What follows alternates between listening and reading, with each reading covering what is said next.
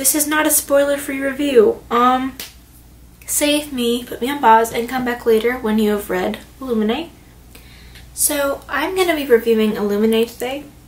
I'm probably the last booktuber to read this book.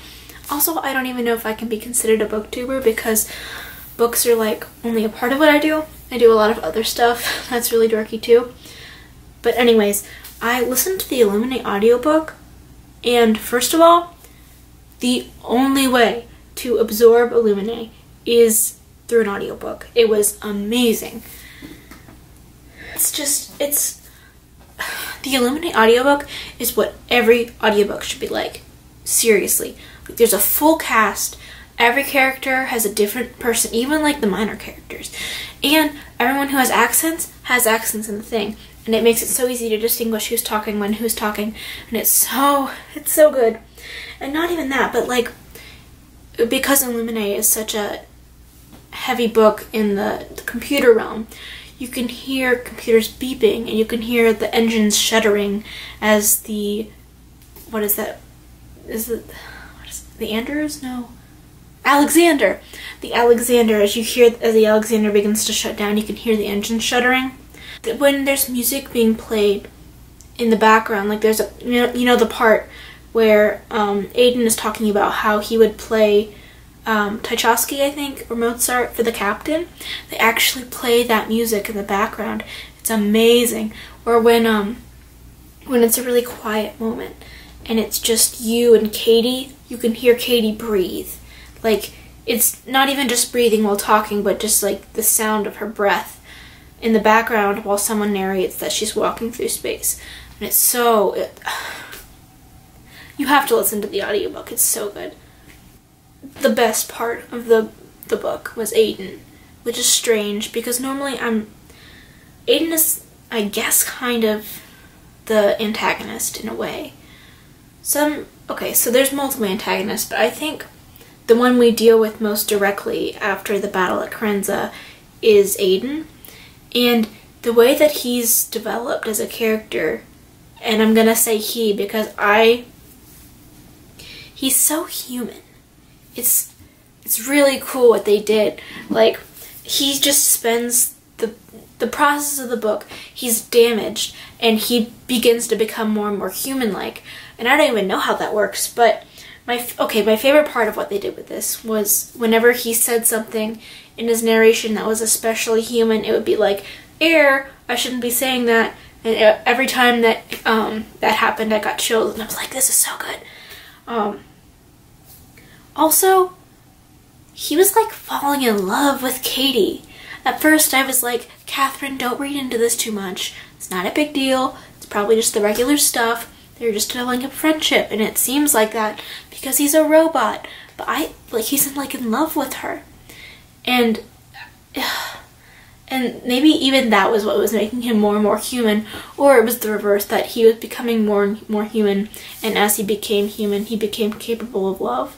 But it was so well done. The relationship between Katie and Aiden is... okay, I know I'm probably gonna, people are gonna not like this, but I prefer the relationship between Aiden and Katie to that of Ezra and Katie.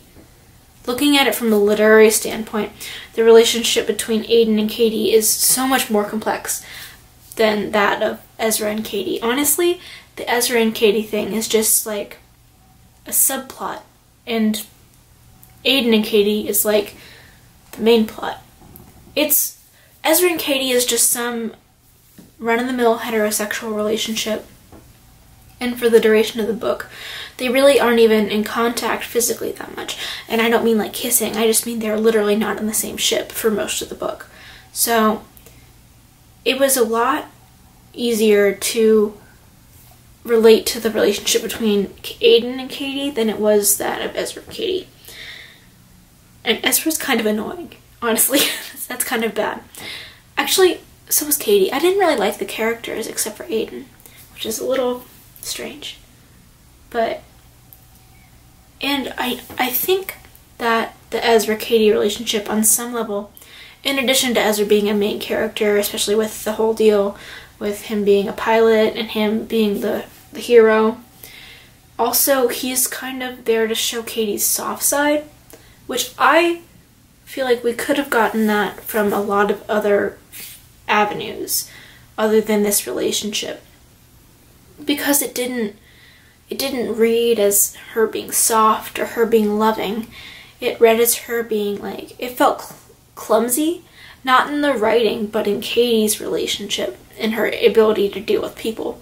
And that might be on purpose. Honestly, it's probably on purpose, but I didn't like it because Katie as a character is so capable that she would be shown as this awkward and clumsy and fumbling character with her relationship is just, I didn't like it.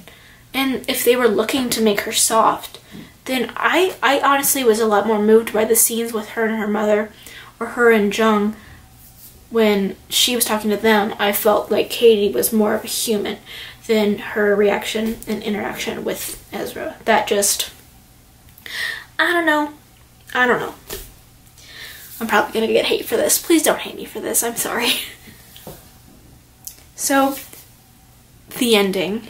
First of all, what the fuck? Like, what?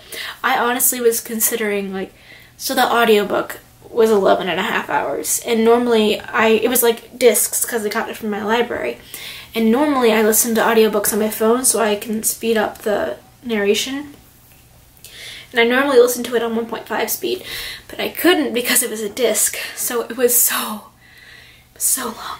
It was painfully long. So by the time I got to the point where Katie was like recovered and she was in the ship, I was like, you know what, I can probably be done. And I was thinking about turning it off. And then she started talking to Ezra's mom, and I was like, okay. And then they were like, Ezra's alive! Ezra's alive! What? I went through the last, like, probably 2 hours being like, yeah, Katie's an independent woman. She doesn't need a man. She don't need no robot. She is just a little brainiac. She's doing her best. But no, Ezra's alive, and they have a big love reunite scene, and it's sickeningly sweet. Which is, okay, this makes me sound like such a Scrooge. I swear I love love. I love love. But also, there is no way Katie would be alive. She survives Corinza attack. She survives she could have been on the ship with her mother when that one blew up, but she wasn't. Then she's on the Alexander. She survives crazy robot. She survives crazy Phobos. She survives gamma radiation. And then they just happen to come back for her. Like, honestly, it's a little sketch to me, but you know. And at the end, she's just saved everyone. She saved everyone. She was a hero. And they just stick her in this tiny quarantine room by herself, and they don't even say thanks. They're just like, well, here you go. We're just gonna check you over real quick. And then they take her little pad from her, and she's so sad. And I honestly cried a little bit at that part. Hello? Hello? Jack? Yeah? Yeah? May I come in? Sure. Where is everyone? Are they not in their room? I don't think so. I don't know.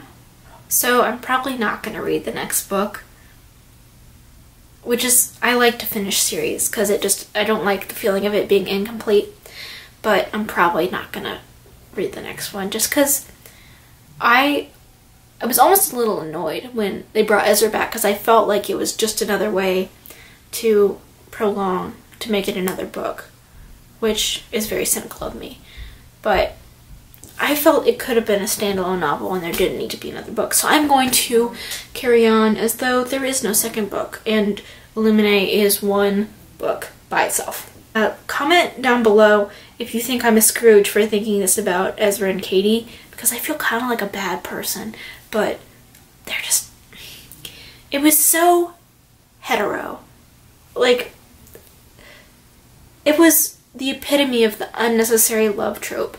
They just were there and they didn't need to be. But okay, I'm rambling. Like, comment, and subscribe, and I will see you guys all later. Bye!